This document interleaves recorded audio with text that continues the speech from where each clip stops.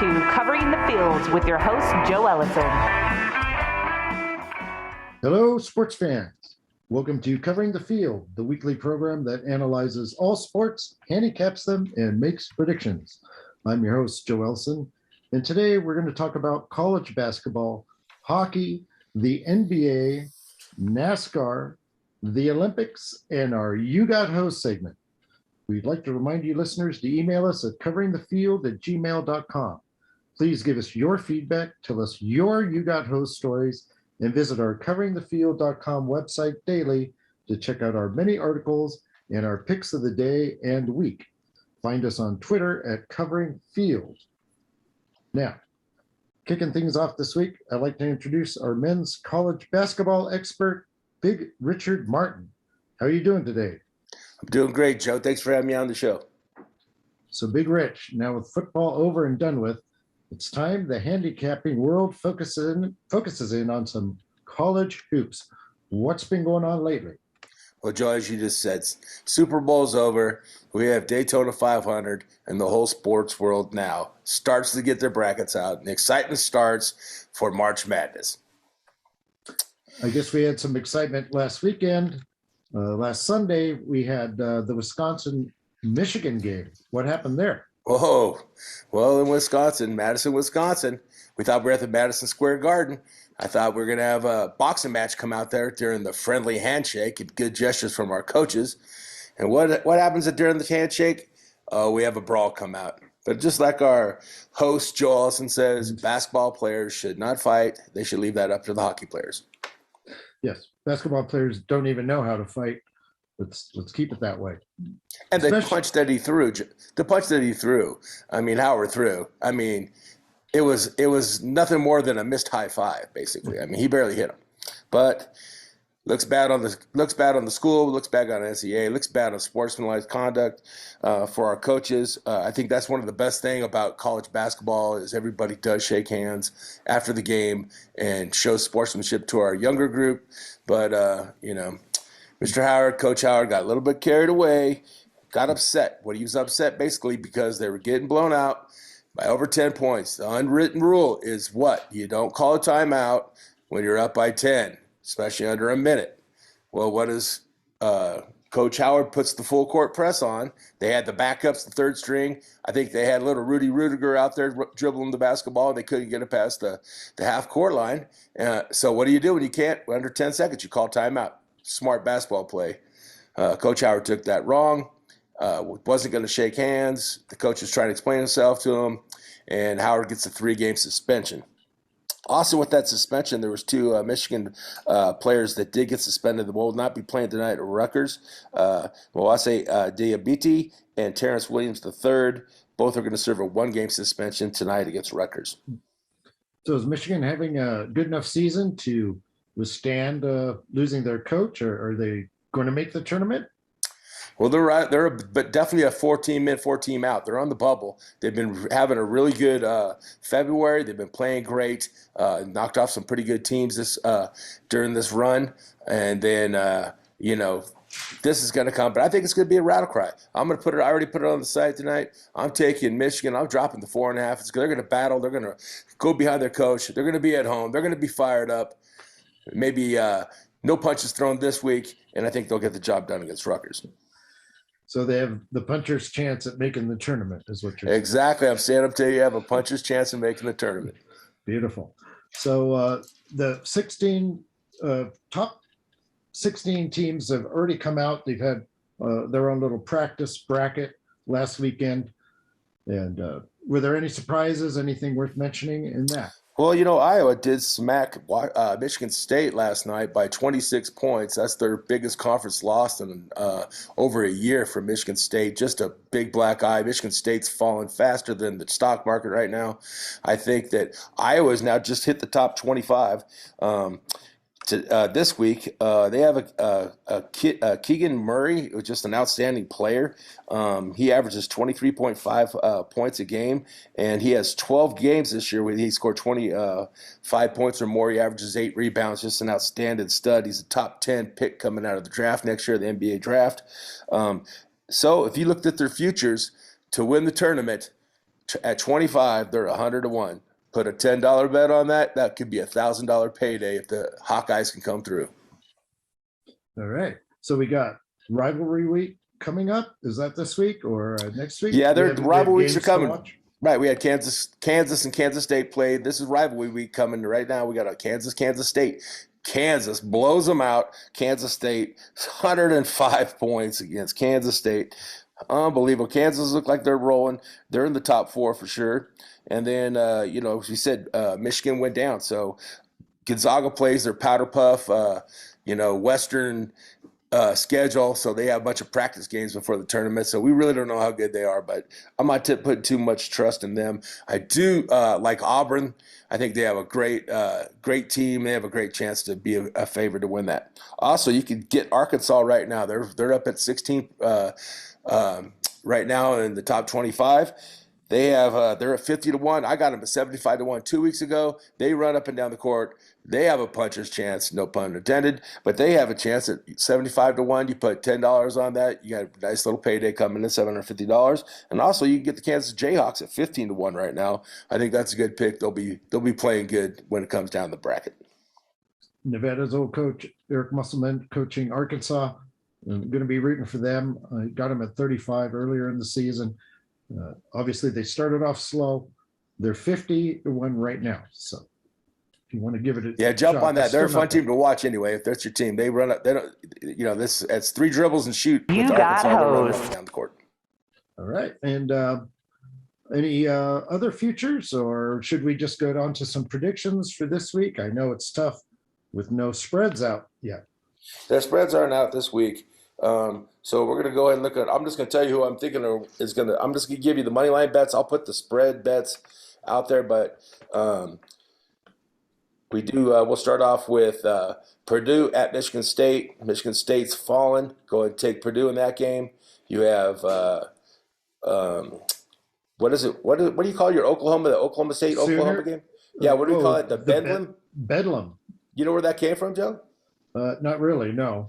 Well, it came from in the ago. early 1900s. It used to be they put it out in the paper there when it was over actually wrestling, and then when Oklahoma and Oklahoma State came, and so started with a wrestling match, and then it came back. Now it comes back. They put it in all the sports. So every time Oklahoma State, but it actually started with wrestling. Okay. And then another one we're going to go ahead and take Texas to beat West Virginia. And Arkansas at home. I'm going to take your Arkansas team, Joe. They're going to pull upset over Kentucky. I'd love to see that. So we will be looking for your predictions on the website. Yeah, we'll get them posted. Let's make some money this week. Okay. Before I let you go, Big Rich, a couple more subjects to talk about. College football. The powers that be have stated that there will be no expansion before 2026, so no 12-team playoff. Is that a good or bad thing? Well, Joe, for our show, I'm going to have to hear you say you're going to have antacid, stomach aches all the time because I know you hate the 4 team. You want to see 8 or 12. I like the 4. I think if you can't be the top 4, you shouldn't be there. Unless you're undefeated, if you lose a game, you should be out. So I think that if you shouldn't have that, you can pretty much control your own destiny if you're a Power 5 football team. So I kind of like the 4. I know that gives you stomach aches because usually your Oklahoma Sooners are on the outside looking in. Oh yeah, you had to stick that in there, of course. But my dream is an 8-team playoff. I think if you're a conference winner, that you deserve to get in. Maybe your conference doesn't look as good as on paper as they appear, and so I think every conference champion should get in there. So 8 is enough. 12 is kind of ridiculous because then you're giving bye weeks to 4 teams. I think every team should play the same amount. So our last subject last couple of subjects, actually, the NFL. Is there a possible trade on the horizon in the NFL? Well, the rumors are coming out. You already saw the Green Bay offensive coordinator, tight end coach are all with the Denver Broncos. The whole world's watching Aaron Rodgers and seeing if he's going to come out. He puts a tweet out on Monday pretty much saying, goodbye, I love everybody at Green Bay, thanks for your time. So there's rumors out there that the Broncos have offered 2 first-round picks, a 22nd and 23rd first-round pick, 2022, 2023. 2022 second round pick and a 2023 third round pick. I think that'd be a fair trade. It gets, as Green Bay's um, in their rebuilding stage, they can get some first round picks. $45 million is what Mr. Rogers will be making this year. So that's pretty expensive in any kind of neighborhood. So I would say that they need to start rebuilding. They haven't done anything since, Green Bay, what was it, 2007 or was it when they won the Super Bowl? And they actually did bring in Tom Clemens, their offensive coach, to come back to Green Bay, trying to lure Rodgers to stay in Green Bay. But I think the writing's on the wall. I think that he's on his way out, and I'll probably see him next year wearing that beautiful orange jersey for the Broncos. Well, that's a boatload of picks. I don't know if that's even going to be enough to do it. We'll see, because Green Bay, that's going to be tough for them and their fans to deal with. Absolutely. I know they didn't want the Brett Favre thing going on like they had. They want to see their Aaron Rodgers retire in that beautiful green jersey out there in Lambeau Field, but I think the writing's on the wall. There's been stuff going on with that front office and him, and I think they said we're going to do it 1 year this year. He goes out and wins the MVP. It's tough to lose an MVP quarterback, but at some point you have to rebuild, and they do have salary cap issues. All right, we'll see how that happens. Former Miami head coach Brian Flores, who is suing the league for racial discrimination, actually did get a job, finally, as senior defensive assistant / linebackers coach with the Pittsburgh Steelers. What do you make of that? Well, you look at there the Steelers are again being at the forefront, being an example for the National Football League, having equality for black coaches, and they step up. And I'm just so proud of what they did. I think that's a great thing. He did refuse his signing separation with Miami. Left over $1 million on the table there. He refused to sign it because he's in litigation. I think he thinks he's going to sue and get much, much more. Let's just put all that behind us and let's just talk about football and let's get the right people in at the right jobs. Right. And Steelers owner Dan Rooney, of course, passed away, but he's the one who made the Rooney Rule. So certainly that would be the team to hire Flores. Yeah, that's like his rule's kind of like the 55-mile-an-hour speed limit rule. No one goes by it. For sure. And he's certainly very overqualified for his job. It's kind of ironic that the whole idea of the Rooney Rule, and here he is being just a linebackers coach. Yeah, but he has a lot of experience, and I think that he'll be fine there. And it's a good stepping stone getting him back in the coaching ranks. He's a great coach, and we want to see him back coaching. And finally, we should mention that odds are out for next year's Super Bowl champion, conference winners, most valuable player, which division the Super Bowl winner comes from, and who will be the first pick of the NFL draft. Is any of that worth betting on right now? Well, I always say that you don't want to bet in the offseason. So much could happen at the beginning of the season with injuries, trades, anything could happen. We don't know what's going on. You're a year out, so you can't make a very good educated bet. But, I do have an uncle that did bet on Cincinnati to make it to the Super Bowl. He won $3,000, and to win the Super Bowl, he would have got $6,000. So sometimes those future bets are in there. It enticed me. I saw those $3,000 go out to him, so I'm like, hey, I'm going to put $50 on Miami right now, and I think Miami's 50 to 1. Have a nice little payday if they win the Super Bowl. They have a great defense. I think Tua has a good year, and they got a new coach out there. So I just thought that was a good bet. Put something on it, and then don't think about it until next year. Hopefully it comes in. Surprised you didn't mention the Denver Broncos on a future. Maybe the time is right now. Well, the time was right last week because it was 25 to 1, and they have these rumors coming out. So now it's 20, right? 20 to 1. Oh, okay. I didn't know it had already gone down. Well, there you go. Well, if they get Rodgers, they'll be favored to win the West. So they'll be right up there with Kansas City. Right, exactly. Excellent job, Big Rich. Another one, Joe, you can get it. I was telling you about it. The first round pick should be, it looks like it's going to be that offensive lineman. If you want to bet that, that's just a crapshoot what's going to happen, throwing a dart. But, the Jaguars, I think, are going to take a lineman for sure. You've seen how many times Joe Burrow hit the deck last year, 70 sacks.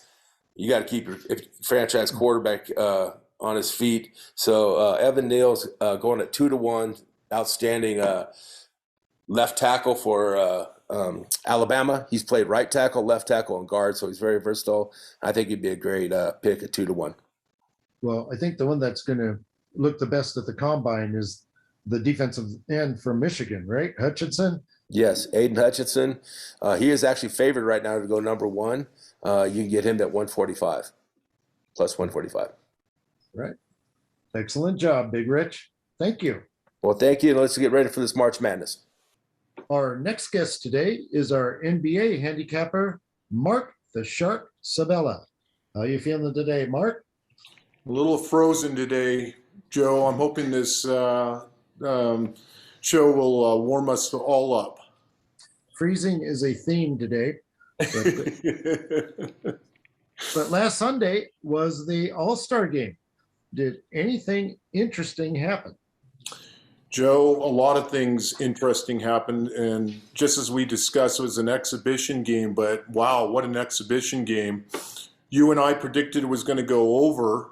And depending on where you caught the line, it either went over or under, and you could have actually bet it both ways and won both ways, depending on the number. The total ended up right in that sweet spot of between the over and the under of about 6-point difference. So amazing on that. And in the game itself, Steph Curry hit 16 three-pointers, scores 50 points, and is the MVP of the game for the LeBron side. So on the other side, you had Joel Embiid, who racked over 37 points, was a major force, but he's having an MVP season right now, Joe, and the way he's going, if he continues and Harden can start contributing to that team, that you may have a finals look over there on the East Side with that team. Embiid is just playing out of his mind right now. So the other kind of interesting thing that came out of that was LeBron's kind of comments he made talking about how OKC's owner is kind of the MVP of the season right now. And that if when Bronny comes in, his son, he wants to play the last year in Cleveland with him. Now, what's kind of funny about that is Cleveland hasn't said anything. They have a pretty good team by itself right now. So what do you make of those comments, Joe? Well, as far as the comments, it's going to be hard for Cleveland to get Bronny. I'm going to assume Bronny is good, really good, and Cleveland is really good. So they're not going to be able to draft Bronny. But if Bronny was just a late first rounder, there's a possibility of that. Absolutely. And, I think it was some posturing on LeBron's part to kind of say, look, you didn't make any trades at the trade deadline. You're kind of leaving the door open for me to get out of here. There's a kind of a news article that came out today that said that the Lakers were going to ship out Westbrook, and it's because he is just, he hasn't really fit in with the team chemistry, but they were kind of saying that LeBron was the one that wanted him gone. Whereas he was protecting him in the beginning of the season. So really interesting kind of politics going on right now. Sure. I do want to touch on a couple things from the All-Star game. Final score was 163-160, Team LeBron. The over and under was 322 when we talked about it. We said to bet the over, and yes, it would have went over by a point. It was under 324.5 Sunday when I bet it. I decided to bet the under, and I barely got it. It was nice. We did say to take Team LeBron that they would win. He is now 5-0 as a captain, but they did not cover the 5.5-point spread. So money line was the only one that worked on that. Wow. Yeah. So anyway, I guess we got something you want to share with us, or something you want to do. I'm going to throw something at me. I'm throwing it at my producer, my director, Joe, you, the host, and all our listeners. We're doing a brand new game this week. It's called Take or Fake.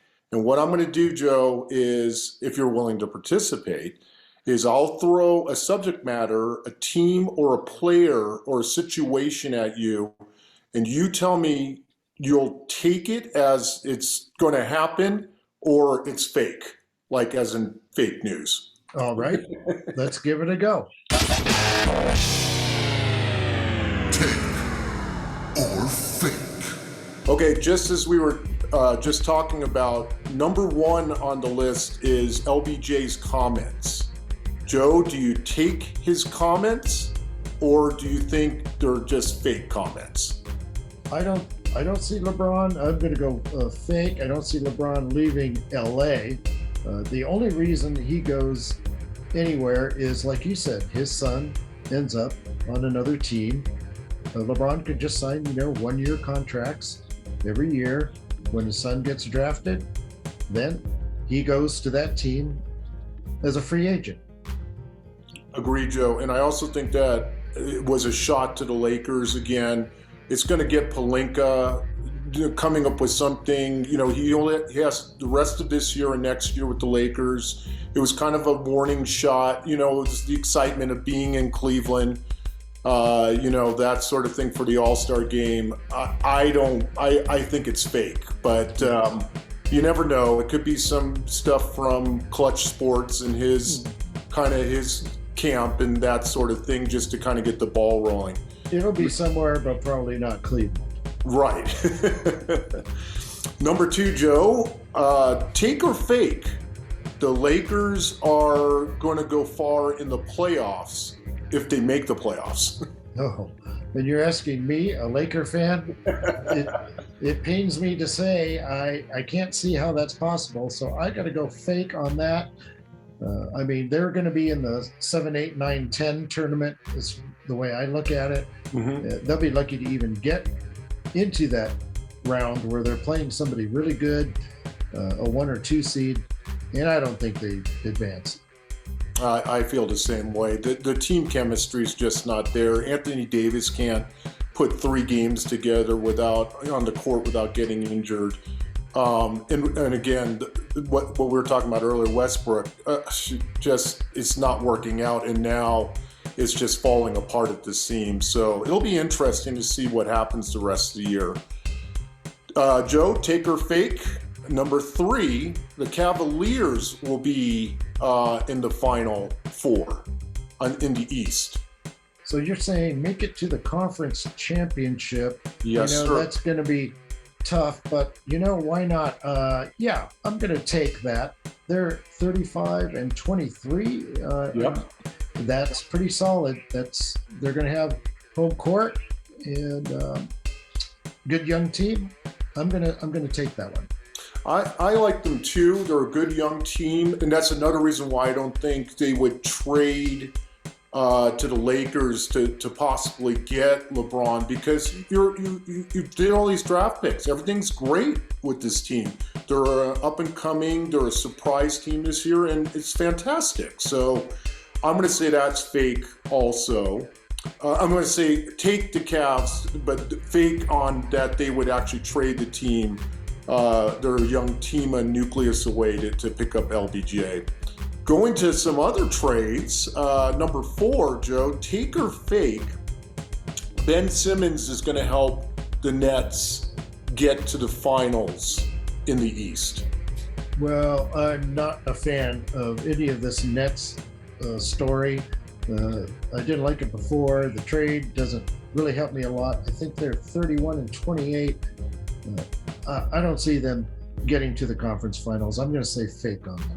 I agree with you. I give that a fake, and it's not even because I dislike them so much. It's just I'm not even sure when Ben Simmons is going to play. He still hasn't played. So they did pick up Goran Dragic, though, in a signing this week. So that's definitely going to help their team. He was with the East Conference champ Heat a couple years ago that played the Lakers in the finals. So a pretty big key pickup there for them, but I'm going to still say it's fake. What about Joe, number 5, take or fake? James Harden is going to help propel Philly and Joel Embiid to the East Finals. Well, kind of the same concept there. I don't really like that situation. Harden and all those guys, the old Brooklyn group together with Irving. I'm going to say fake. I know Philly's 35-23, looking pretty good, but the actual finals, I'm just seeing a few too many good teams in there. I know Miami, Chicago, they're young, but I would lean more towards those teams.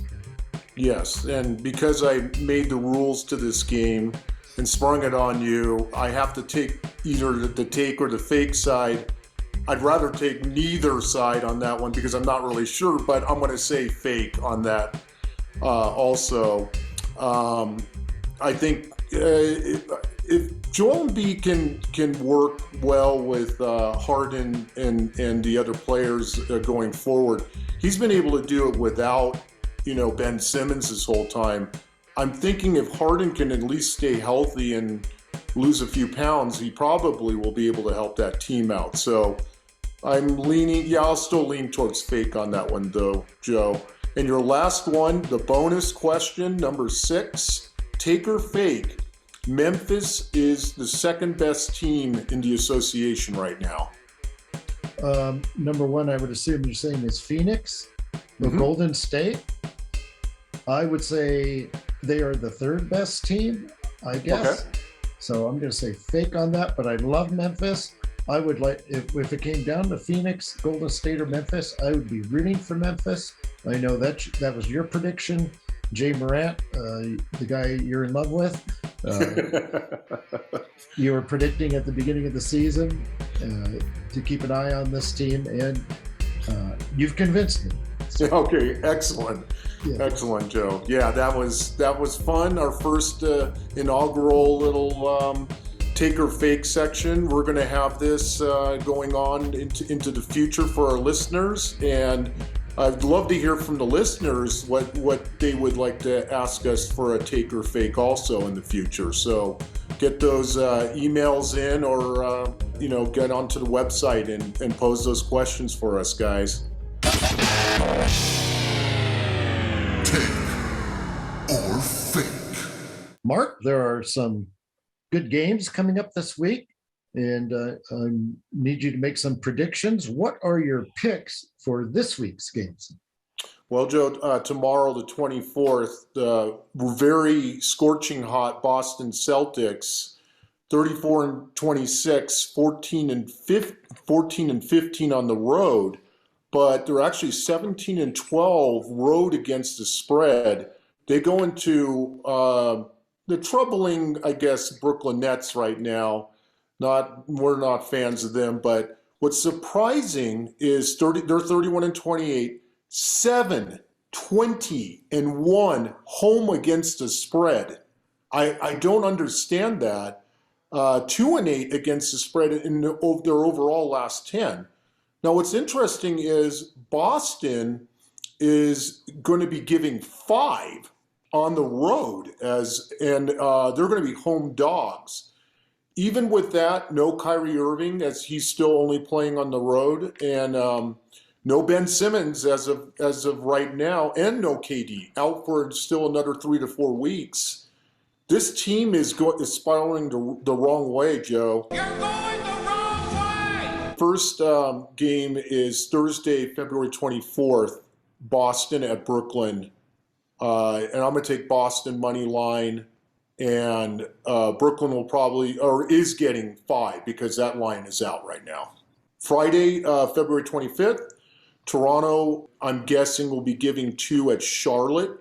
These are 2 teams that we really don't cover on the show, but I'm going to start doing that more often, is covering a few more of the teams that we don't give a lot of airtime to. Toronto's coming in, another hot team, just like Boston, 32-25. They are 18-10 road against the spread and 8-2 in their last 10 overall against the spread. Charlotte is been playing pretty well. They're more of a mediocre team, 14-14 at home, 29-31 overall. They've been really bad against the spread in the last 10, 1-9. Toronto is favored by 2. I'm going to take Toronto on that one. Saturday, February 26th, Memphis, our second or third hottest team. Yes, the darlings in my heart, John Morant and all of them, 41-19, 40-20 overall against the spread this year, at a 2-1 clip. They're playing, and this is going to be a great game, you guys, in Chicago, and the Bulls have been playing great and are still the number 3 or number 4 team if you look at the rankings. Memphis beat the Bulls and covered an 8.5-point spread at home, but now they go on the road, Joe, in Chicago. And Chicago's going to be laying 3. They've also won their last 4 in a row at home. This is a tough one to pick. I'm going to go ahead and take Chicago money line on this one. And I'm sure Big Rich is going to be unhappy to hear that. I say that because he loves that team also, but no, Chicago is going to win this one at home, Joe. Sunday, February 27th, Utah is at the number 1 Phoenix Suns. CP3 has gone out for 6 to 8 weeks with a broken thumb. That's going to really hurt their chemistry, I think. He's definitely the team leader, even though Booker's on the team and others. But Utah lost to Phoenix in a back-to-back situation, 2 games in a row in late January. Utah has been reeling, Joe. 31, even though they're still 36-22, they're 15-12 on the road, but they've lost their last 5 roadies. Phoenix is, even without CP3, they're gonna. I think 8 is probably a little high to play around with. I'm definitely going to take them money line on that one, Joe. Also, Dallas at Golden State. We haven't talked about them on this show. They've been actually struggling a little bit just before the break. That's probably why Memphis may have snuck in there in the 2-3 spot. But yes, they're still playing out of their minds. They're still going to get Draymond back soon. They're going to be getting another couple of their younger players that have been out all season. This team's only going to get stronger. Dallas is going to be going in there. I'm guessing Golden State will be giving about 10. They beat Dallas by 38 on January 25th. I'm going to go ahead and take Golden State with the win on that one. Monday, February 28th, the Bulls are at Miami. This is always a classic East Coast, conflict between the number, I would say, 1 and 2 Eastern teams in the association. Chicago 38-21 against Miami 38-21. Miami's also 19-9 at home. And 19-7 at home. 1-2 in their last 3 home games, however. Chicago lost to Miami as a 1.5 favorite on December 11th. Miami will probably be a small favorite, 1.5. I'm going to take Miami on that one. Tuesday, March the 1st, Brooklyn at Toronto. Toronto lost at Brooklyn by just 2 points in overtime on December 14th, but did cover the spread. Now Brooklyn goes into Toronto. They'll have Kyrie Irving. They'll probably have Ben Simmons at that point. Brooklyn -1. I would love Toronto to win this game. I just think that's too much, and Brooklyn will cover that point in that game, Joe. And the final one, Wednesday, March the 2nd, Miami is at Milwaukee. Milwaukee is, again, in the top 3. In fact, it was surprising to me to look at the standings and see that they're actually in 3rd place in the Central right now. They're 36-24. Miami's 38-21. They're 19-14 on the road. And they actually have a 6-game road win streak. Milwaukee, though, against Miami, I'm not going to just take all the home teams and the favorites, you guys, this week. So I'm going to take Miami and take the 3.5 on that one. Excellent job, Mark. And thank you for being on the show. Thank you, Joe. Let's keep making these bets and let's keep doing this, right? The season's just heating up now. Yes, it is. Next up, we're going to talk about some ladies hoops, baseball, and horse racing with our analysts rockin' Ronnie McKinnon. How's it going today, Ronnie? Joe, I'm doing great. How about yourself? I'm doing fantastic today. What's been going on recently in women's college hoops? Well, Joe, there was some good games since last week, but the top 10 has also the same top 10 teams except Arizona dropped from number 8 to number 12. Otherwise, we have South Carolina, Stanford, North Carolina State, Louisville, Baylor are the top 5. Then Michigan, Connecticut, LSU, Iowa, and Indiana. Now, Monday night, Indiana actually lost to number 21, Iowa. Also on Sunday, number 8, Arizona lost to Washington State, who's not even ranked in the top 25. So that's pretty much, the basics on women's college basketball at this point. Okay, Ronnie, you are the biggest baseball fan I know. Spring training failed to start on schedule for the first time since 1995. And Saturday's exhibition openers are out the window as games have been officially canceled through March 4th. Has there been any hope or movement? And is there an end in sight to Major League Baseball's 9th ever work stoppage? Well, Joe, they've been meeting actually every day since last Thursday. They met Thursday, Friday, and then, well, not on the weekend, and then they met Monday, Tuesday, and they're meeting today in Jupiter, Florida, the owners and the Players Association. So now Major League Baseball has said that this coming Monday, the 28th of February, is the latest they can reach a deal for the new collective bargaining agreement without delaying opening day, which is scheduled for March 31st. Though the Players Association may not agree with that. Bargaining sessions are expected to be held every day the rest of this week at this point. Now, instead of going into detail about all the stuff about, and it's all about money, obviously, but what the major situation is that the two sides remain far apart, which is not good news, on what's become known as the core economic issues. And those economic issues include the minimum salary, the competitive balance tax, and very important, money things. And they're just not very close at this point on those. By all indications, the Major League Baseball on their side, are saying the 2022 off season will not resume, and spring training will not begin until a new collective bargaining agreement is in place, at least on a conditional basis. MLB could lift the lockout at any time and allow baseball to resume under the terms of the old CBA, collective bargaining agreement, but the league has shown no willingness to do that. So we'll see what happens. It really doesn't look good, but at least they are talking to each other and getting together every day. So we'll hope for the best. So when they say February 28th is the last day to start opening day on March 31st, do you really buy that? Well, no, you can't. It's not cast in concrete. No,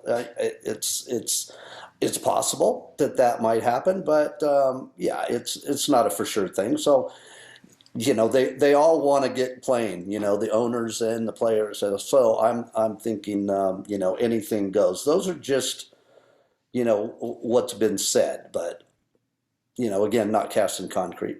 Right, Ronnie. You also love horse racing. And news came down about last year's Kentucky Derby winner, Medina Spirit. What was it? That's right.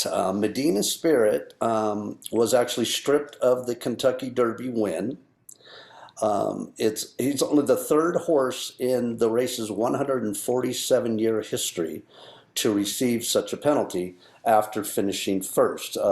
Sad, Medina Spirit died of what they call a heart attack back in December. And Bob Baffert, and also Bob Baffert's the trainer, but first the owners of Medina Spirit will not collect, and they hadn't been paid yet, they will not collect the $1.8 million first place check. Bob Baffert was suspended for 90 days beginning March 8th and fined $7,500, which is, nothing.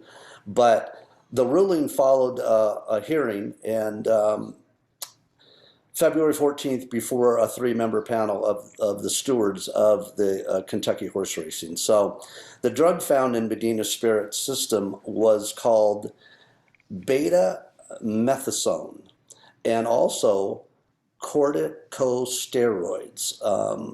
They were injected into the joints to reduce pain and swelling. Baffert and his lawyers, of course, denied injecting the colt. Baffert had denied it before, then admitted to it. Now he's denying it again. So he actually has three accomplished 3-year-old colts in his barn. Two of them, Cornici and Newgrange, are actually undefeated, and the owner wanted to participate in the Derby, but they must transfer those horses to another trainer in hopes to earn a qualifying spot and qualifying points in future prep races. So,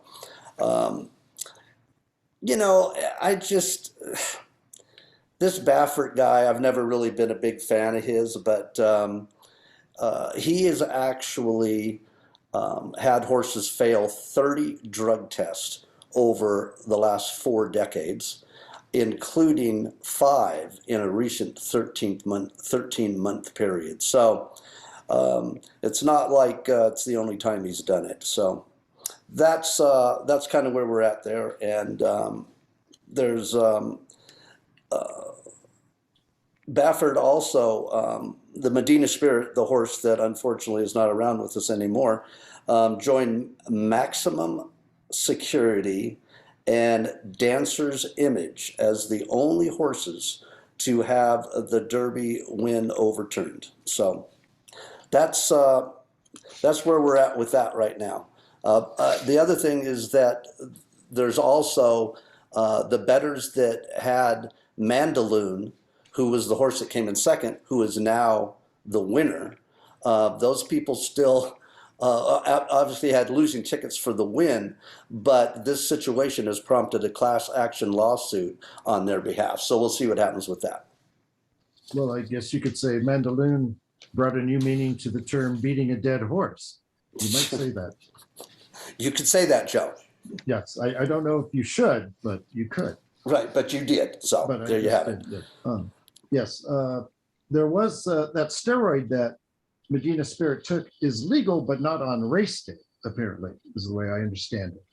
So there's maybe a little bit of gray area, but obviously it was race day when he had it in his system. So that's correct. That's correct. Yeah. Dancer's Image also took a steroid. Maximum Security was disqualified for interference. So that's a different concept there. Yep, totally. Yes. And obviously you mentioned betting wise, nope. If you held on to your winning tickets or futures on Mandaloon, you still don't win, because unless a horse is immediately disqualified, it's who crosses the finish line first that cashes in. So, right. Yeah.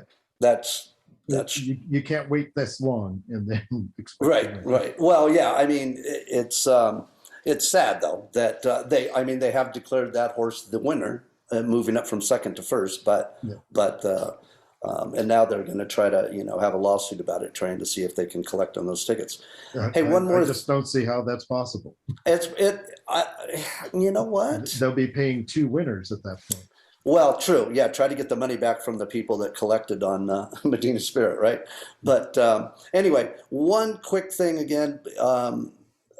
before we go, a week from Saturday, March 5th, again, is Big Cap Day at Santa Anita Park down in Arcadia, California, where I grew up. And I had said I will make some picks for that. I will actually say them on the show next Wednesday, so it'll be like 3 days ahead of time to if you want to place some bets on that those Grade 1 stakes races at Santa Anita on the 5th. So Yeah, I think next week we're going to have some predictions on some of those races, right?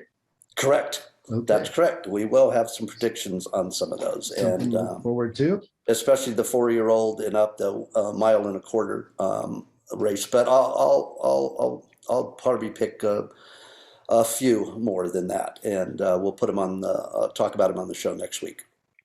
Okay, and lastly, I heard there's a horse named Joe that's got a shot to win this year's Derby.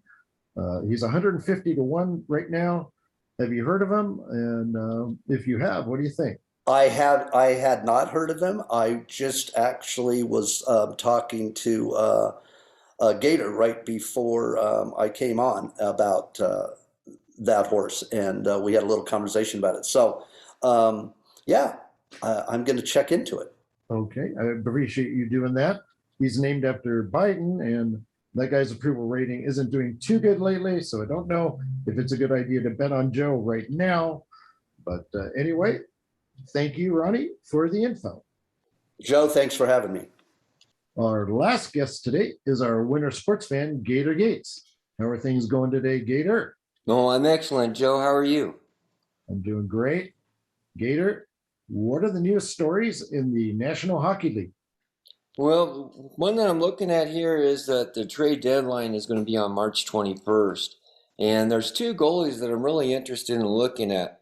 Vegas says that they're interested in getting Sergei Varlamov from the Islanders. And the other one I'm wondering is what is Chicago going to do with Marc-Andre Fleury? Now, are they going to keep him or are they going to trade him? Now, I would love to see him go to the Avalanche. The Avalanche have a lot of pawns that they can give Chicago for him, and that might just push him over to get into the playoffs. Right now, they're not in there.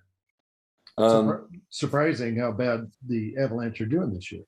Yeah, exactly. Well, I don't know. They went out and got Dempsey, that goalie. I don't know. You don't like him a whole lot. I just think they overpaid for him, and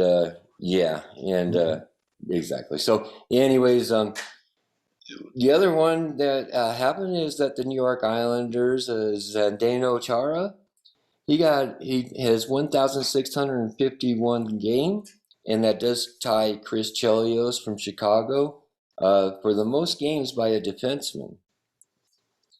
What about my guy, Brad Marchand from the Bruins? That's my team.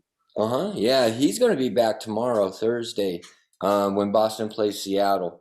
But he did get a 6-game suspension for punching Pittsburgh's goalie, Kristen Jari. And this is his second time he's getting suspended this year, Joe. And then I was shocked to see that he's been suspended 8 times in his career. Joe, I sure love to see him play back in the 70s and 80s with that style. He's definitely a throwback player. Unfortunately, he's spending a lot of time not playing. Yeah, exactly. That's really hurting Boston in my eyes. Without a doubt. Now, one more thing, Joe. The San Jose Sharks, and I know we have Sharks listeners out there, but I'm sorry to report, well, they had not had a lead in a hockey game since January 29th until last night. Now, last night they lost 4-3, but they did take the lead when it was 2-1, and they got the lead back when it was 3-2. So, I don't know. To me, they are the coldest team on my list. Well, speaking of your list, your picks went 6-4 last week, with 3 of your losses being victories by Montreal. That's unfortunate. But yeah, I got hosed. Montreal started on a little hot streak. That puts you at still an amazing 69-19 over the last 12 weeks. What are your predictions for this week? Well, before I start, Joe, isn't it kind of funny how baseball and hockey, and as soon as you have the All-Star game, everything changes? Yeah, and then after the trade deadline, they're probably going to change one more time. Yeah, so I'm gonna have to ride this wave and try to get on that hawk streak again. But anyways, here we go, Joe. Thursday, I got Pittsburgh over New Jersey. Friday, I got 3 games. I got Carolina over Columbus. Now, Columbus is playing a little bit better, but Carolina's a powerhouse. St. Louis over Buffalo and Colorado to beat Winnipeg. Now, Saturday, I have four picks. I have Washington over Philly, Ottawa over Montreal, Ottawa over Montreal. Now, they just got done, like Joe said, going 3-0. Ottawa is pretty hot. They were on my cold list forever, so when the playoffs or when the All-Star game gets over, here we go. These teams are getting hot now. So again, I have on Saturday, I have Washington over Philly, Ottawa over Montreal, Boston over San Jose, and LA over New Jersey. And Sunday, I also have 2 games. I have Dallas over Buffalo and Anaheim over New York Islanders. Now, one note, Joe, on Saturday at 4:30 on TNT, Tampa Bay is going to be playing Nashville. That's going to be Pecorine night, and that's going to be the 12th outdoor stadium game that's going to be held at Nissan Stadium. So I'm looking forward to the outdoor game. I love those. And, that's Saturday at 4:30, you said. Now, Good. Joe, when they usually retire jerseys, they send them up to the rafters. I don't know, what do they do, send it on a flagpole? Yeah, I think I don't know if that's going to be an official retiring of the jersey until they get back indoors. I'm gonna feel. That would make sense, Joe. That makes more sense to me. Yeah. So that's it for hockey. Gator, the NASCAR season officially kicked off last Sunday with the Great American Race, the 64th running of the Daytona 500. What did we see? Okay, Joe. Well, Austin Cindric won the Daytona 500 at 30-1. Now, 1 year ago, Austin, Joey Logano, and Brad Keselowski all crashed on the final lap last year. So Roger Penske, the owner of all 3 cars, and he, by the way, turned 85 this weekend, had only one rule for this race: don't wreck each other. So Cindric was the leader with 2 laps of overtime to go. Blaney was in second, but as soon as Austin could, he passed Blaney down low. Now Ryan did try to go high, but Austin blocked him to become the second youngest driver to win at age 23. Bubba Wallace got second for the second time in his Daytona career. Blaney slipped from 4th behind Briscoe. Now the Fords dominated, Joe, with 7 in the top 10. Toyota got 2nd and 6th. The Chevys ended up in 10th, 11th, and 12th. Now the next race is going to be at Fontana, California, Sunday, 12:30 on Fox. Now last year they did not have this race. Actually, what they did was they used the infield over at Daytona. But the 2020 winner was Alex Bowman, and he's right now at 14-1. Now, I do think the Chevys are going to have a much better showing this time, so I'm going to take a Chevy. Right now, I got Chase Elliott at 7.5-1. So that's who I'm going to take, Joe. Okay, well, thanks for that prediction. Yes, Cindric won. That was Penske's actual 85th birthday was Sunday, the same day of the race. So happy birthday to him. The race was great to see. It was sold out. It was sold out actually for a month. So all the fans are back, and the new next-gen car did just fine. It's interesting to me that they would travel clear across the country from Florida to California after just having the Busch Clash in Los Angeles 3 weeks ago. But, you know, kind of a waste of gas there. But well, one more thing, Joe. You could sit in turn 1 or turn 4 for $47. But you also could get that VIP ticket for $6,866. Okay, what do you get for $6,800 in Fontana at the race? I guess you can go down pit road. It doesn't seem like it's worth it. Yeah, I don't see that either, Joe. Kind of ridiculous. It does. So, Gator, this weekend is the 3rd round of the Six Nations rugby competition. And why do we talk about the Six Nations? because we'd like to educate people about the greatness of the extremely underrated sport of rugby, which is the origin of the game we now call football. And of course, we can bet on it. You went 3 for 3 against the spread in the second round. Who do you like this weekend? Okay, Joe. Well, in all three games, I like all the dogs with the points. Now, the first game, Scotland against France, that game is going to be in Scotland, and I do think that Scotland does have a chance to beat them. France is sitting 2-0, Italy is 0-2, and all the other four teams are 1-1 right now. So I believe that'll be their first loss. You can get them at 2-1 right now on the money line. Now, England, Wales, they have England at a minus 14. I'm not sure. Both teams, rivalry game. I'm going to take Wales plus 14 just for those reasons. And Ireland and Italy, minus 38.5 on Ireland.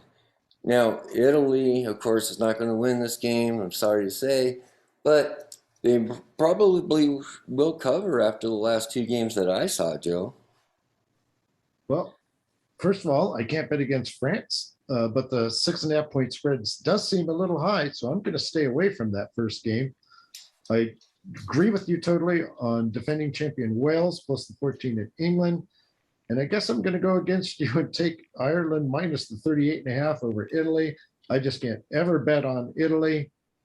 They're always the worst team in the tournament. Yes, they could easily cover that, but I just can't do it.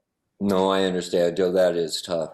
Yeah. The British newspaper, Joe, the Daily Mail, they reported this week that the South African team, the Springboks, Springboks were set to enter the Six Nations tournament in 2025 at the expense of the Italian team. Now, the Six Nations Committee confirmed that there is no discussion or developing plans to add or replace any participating union. But, Joe, it would be a disaster for Italy. I think that adding South Africa would be great for the fans, but the Six Nation tournament is the highlight of the season for Italy rugby. And in the future, if they did this, boy, that would destroy the rugby in that country. Now, I say that we should have 7 nations. Well, it is a European tournament, so I can't say that South Africa belongs up there. They already have their own tournament down there with Australia and New Zealand and Argentina, the 4 nations. I don't think they belong in both. I'd be more interested in seeing kind of like a all-star team of Italy and whatever other country, Spain, any other country they could put together a team with, and that could compete. That would be great, Joe. I love that idea. That'd be interesting anyway. Yeah, I'd love to see it. Now, France, Joe, you can get them to win the whole thing at a minus 190. Well, I already got them at plus 150. Obviously, someone's going to have to beat France in order to keep France from winning the tournament. Yeah, exactly. We'll see how that goes. And I do suggest people watch the spread movement, because whichever way the line has moved so far, that team is 4-0 against the spread. And I do encourage people to watch the games on CNBC Saturday and Sunday. Yeah, you won't be disappointed. It's great action. Oh, it's awesome to watch. Gator, you're a huge follower of the Winter Olympics, which wrapped up Sunday. How did the game's action end? Okay, well, in men's hockey, Joe, the ROC and Finland played for the gold medal. Now, the books had the game at a pick'em, minus 110 on both sides, but ROC was the favorite before the tournament started. Finland got their only penalty 7 minutes into the game, and ROC did score on that power play to make it 1-0. But Joe, that was the end of the highlights for ROC. Finland scored 3 minutes and 28 seconds into the second period to tie the game. But for ROC, the rest of the game after that didn't look like they didn't care if they won or not. Finland did outshoot them 31-17. ROC had 3 penalties to Finland's 1. And Finland got the game winner 31 seconds, Joe, into the third period. So, Joe, I'm not sure, and I did watch this game, I'm not sure if Finland was playing that good or if ROC was drinking too much vodka during the intermissions. But I just think that the big bad ROC should have had a lot better game than what they showed. Well, they were the favorite before the tournament started. They did have that 8-round shootout in the round before against Sweden. Maybe they spent a little too much energy physically and emotionally in that. That very well could be, Joe. I accept that. Yes, and I will give Finland credit. They were more motivated, probably, having won the silver twice and 4 bronze in their past. They'd never won a gold medal in hockey before. Right, correct. And that was 18 tries at it. Right. They've been in 18 of the Olympics. So wrapping up the Olympics, I'm just going to run through some things that happened last week. The Canadian women beat the U.S. 3-2. It was 3-0. U.S. hit the post a couple times. The loss of assistant captain Brianna Decker in the first game hurt them in the end. The mixed team slalom event was postponed because of high winds and in danger of being canceled, but was moved to last day, giving Michaela Schifrin one final chance at a medal. Alas, the team finished 4th, 1 spot away. Schifrin was a huge disappointment, competed in all 6 events, skied away with nothing, including did not finishes in her best 3 events. We talked about Kamila Valieva, the heavy favorite, the 15-year-old Russian figure skater who tested positive for a banned drug, yet was shockingly allowed to compete. Thankfully, she finished 4th, caving into depression. Yeah, that was all sad. Sad story. All that was sad. Good news. Reno's David Wise, the local hero, won silver in the free ski halfpipe, added to his golds in the previous 2 Olympics. So overall, United States, 25 medals, 2 more than 4 years ago. Still a far cry from the 37 they won in Vancouver in 2010. And Yeah, exactly. And the 8 gold medals went under the projected 8.5 in the sports books. Last time Americans won double-digit gold medals, 2002, Salt Lake City.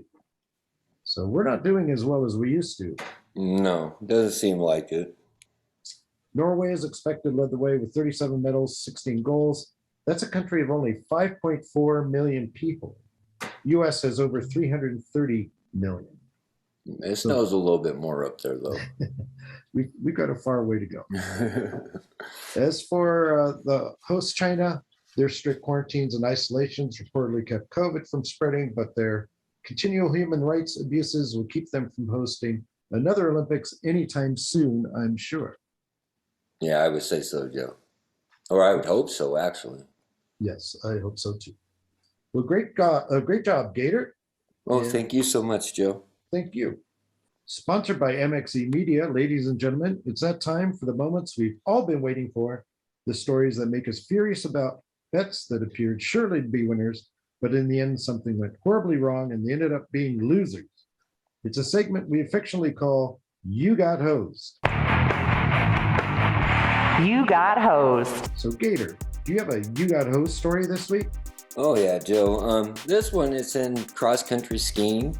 The men's 50 km mass start race was shortened to 30 km and delayed 1 hour because of the weather. But Finland's Riam Landholm, that was not good enough for him.